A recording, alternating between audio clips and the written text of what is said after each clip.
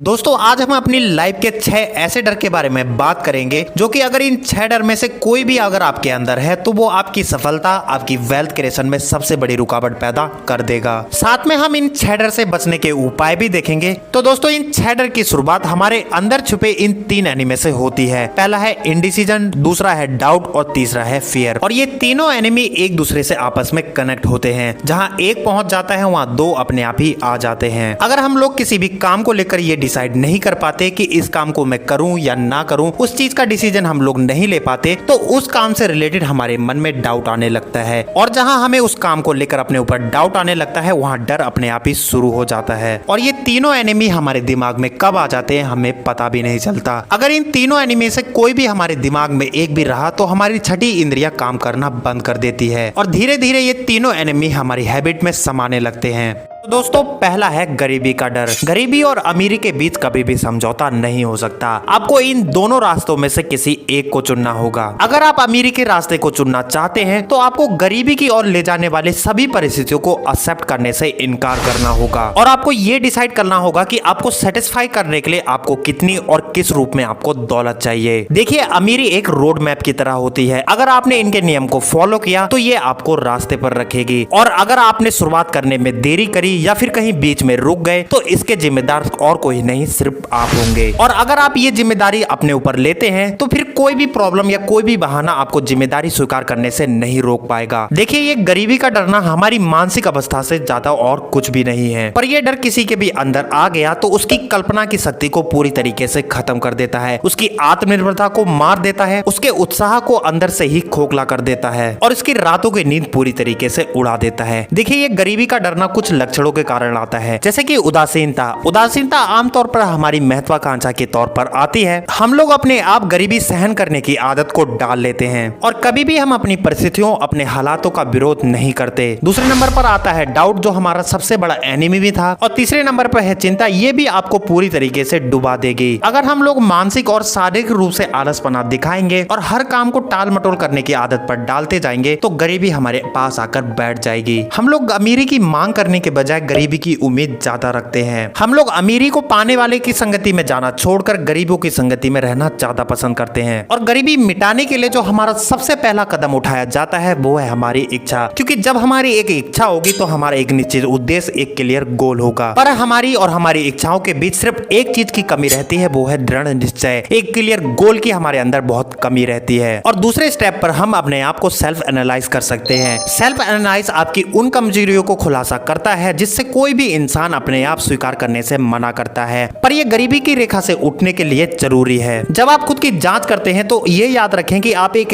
ऐसे एग्जाम में बैठे हैं जहां आपने ही एग्जाम बनाया है, आपको ही एग्जाम देना है और आपको ही फेल या पास करना है। पर यह याद रखें कि आपको खुद पर ईमानदारी जरूर बरतनी है। अपने आप से कुछ क्वेश्चन पूछिए और उनके सीधे सरल जवाब ढूंढने की कोशिश कीजिए। फिर एग्जाम खत्म होने पर आप पाएंगे कि आप अपने आप को पहले से कई ज्यादा बेहतर समझ पा रहे हैं। तो नेक्स्ट है आलोचना का डर। कभी दोस्तों आपके साथ ऐसा हुआ है कि आपके 5-6 दोस्त एक साथ खड़े होकर बातें कर रहे हो और कोई ऐसी बात आ जाती है जो आपको लगता है कि कहनी चाहिए थी पर आपने नहीं की, सिर्फ इस वजह से कि कहीं वो आपका मजाक ना उड़ा दें। इस डर के कारण कई लोग उस रेस में भागने लगते हैं जिसमें उनके जाने का कोई मन ही नहीं था। सब इंजीनियर बन रहे हैं तो वो भी इंजीनियर बनना चाहते हैं, सब डॉक्टर बन रहे तो वो भी डॉक्टर बनना चाहते हैं। खुद की ख्वाहिशों को छोड़कर वो सभी लोगों की तरह करने लगते हैं ताकि उनका कोई मजाक ना उड़ाए। इस डर से हम लोग आमतौर पर दूसरों से बातचीत करने पर घबराते हैं। डर की वजह से हमारा बॉडी लैंग्वेज पूरी तरीके से खराब हो जाता है और ना हम लोग अपने काम को छुपाने की कोशिश करते हैं। आपका काम चाहे जैसा है, छोटा है या बड़ा है, उसे दुनिया के सामने प्रेजेंट कीजिए। और एक जो सबसे बड़ी हम लोगों की गलती है वो है दूसरों के साथ अपनी बराबरी करना।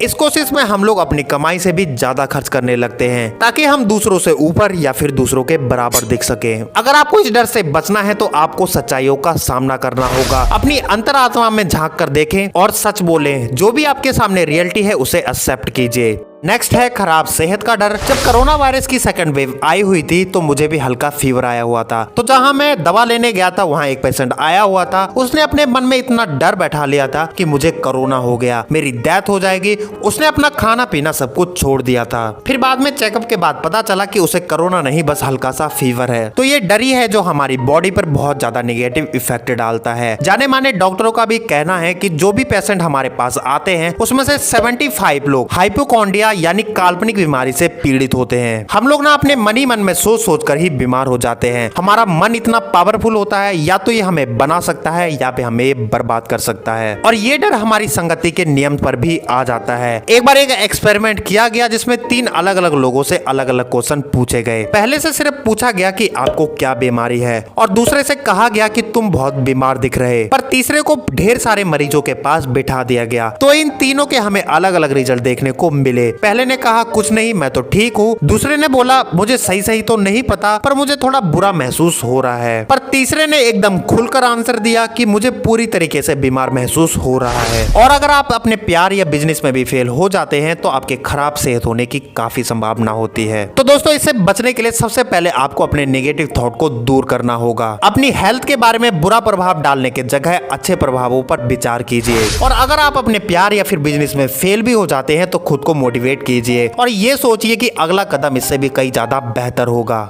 तो नेक्स्ट है प्यार को खोने का डर। ये डर इन 6 डर में से सबसे ज्यादा दर्दनाक होता है। ये एक ऐसे पागलपन की तरफ ले जाता है जो हमारे दिमाग, हमारे शरीर को बहुत ही बुरी तरीके से डैमेज कर सकता है। बेसिकली ये डर हमारे अंदर इन 3 कारणों से आता है। नंबर 1 है जेलस। जेलस हमारे अंदर की एक ऐसी बीमारी, एक ऐसा पागलपन है जो थोड़ी सी वजह से हमारे रिश्तों में काफी गहरा प्रभाव डाल सकती है। और सेकंड में हम लोग अक्सर दूसरों की गलतियां खोजने लगते हैं। हम लोग थोड़े से गुस्सा या नाराज होने पर बेवजह हम अपने दोस्तों, रिश्तेदार या अपने प्रियजनों की गलतियां निकालने लगते हैं। और तीसरी जो सबसे बड़ी गलती है वो है जुआ। हम लोग प्यार को जुआ समझ बैठते हैं कि पैसा होगा तो हमारे पास प्यार भी होगा। हाँ, भले ही पैसे से बहुत कुछ खरीदा जा सकता है, पर प्यार को हम लोग सिर्फ विश्वास से ही खरीद पाएंगे। अक्सर समाज में लोग शादी भी करते हैं तो एक दूसरे का घर बार देखकर, इसलिए डिवोर्स के केस कोर्ट पर चलते रहते हैं। तो नेक्स्ट आता है हमारा बुढ़ापे का डर। आमतौर पर यह डर हमें 2 चीजों से देखने को मिलता है। सबसे पहला ये कि बुढ़ापा अपने साथ ढेर सारी गरीबी लेकर आता है, और दूसरा ये कि बूढ़े होने पर हमारी शारीरिक और मानसिक क्षमता पूरी तरीके से खत्म हो जाती है। अक्सर लोगों का मानना ये है कि 40 की उम्र तक हमारी मानसिक परिपक्व की उम्र होती है, और लोग अपने अंदर एक झूठा ऐसा विश्वास जगा लेते हैं कि उम्र बढ़ने के साथ हम विफल होने लग जाएंगे। अपने करियर में धीमे चलने की भावना को जगा लेते हैं, और एक सबसे बुरी मानसिकता हम लोग ये डाल लेते हैं कि 40 की उम्र के बाद हम लोग अपनी लाइफ नहीं बदल सकते। तो एक बार हुआ कि चार्ल्स टी हार्वेकर के सेमिनार के बाद एक 60 से 70 साल की औरत उन्हें मिली।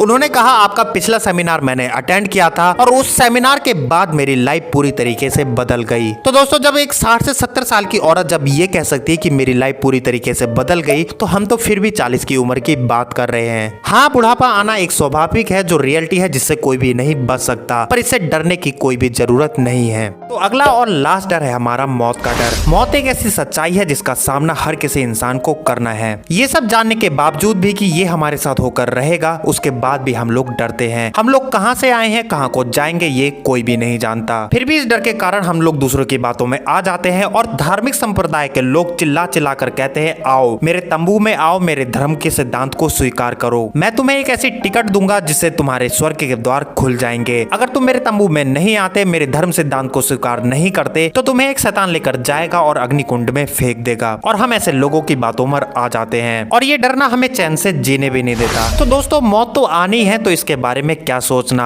आपके सोचने ना सोचने से क्या फर्क पड़ता है। आगे चलकर जो भी होगा उसे एक्सेप्ट कीजिए और इस डर को अपने दिमाग से बाहर निकालिए। हमारी लाइफ ना एक एनर्जी की तरह है। एनर्जी ना ही मिटाई जा सकती है, ना ही बनाई जा सकती है, बस इसे एक रूप से दूसरे रूप में ढाला जा सकता है। वैसे ही जस्ट हमारी लाइफ है। तो इस परिवर्तन से डरने के बजाय इसे स्वीकार कीजिए और हर एक पल एंजॉय कीजिए, ढेर सारी मेहनत कीजिए, ढेर सारा पैसा, नाम, फेम सब कुछ कमाइए। तो दोस्तों, वीडियो अच्छी लगी हो तो वीडियो को जरूर से जरूर लाइक कर दें और अपना ढेर सारा प्यार दिखाओ हमारे चैनल को सब्सक्राइब कर। तो मिलते हैं आपको अगली वीडियो में। खुश रहिए, खुशियां बांटते रहिए।